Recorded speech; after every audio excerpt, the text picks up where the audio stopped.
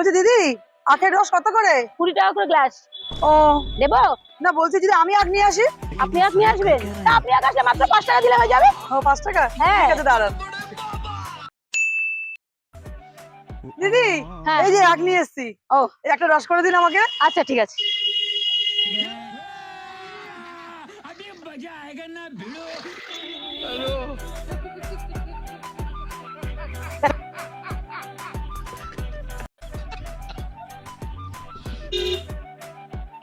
এই নিন।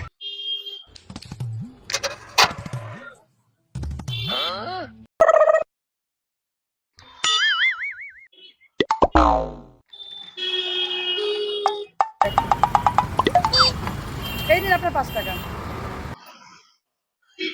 তা বলছি আখটা কি আপনার ক্ষেতের? না না, পাশের দোকান থেকে 50 টাকা দিয়ে কিনে আনলাম।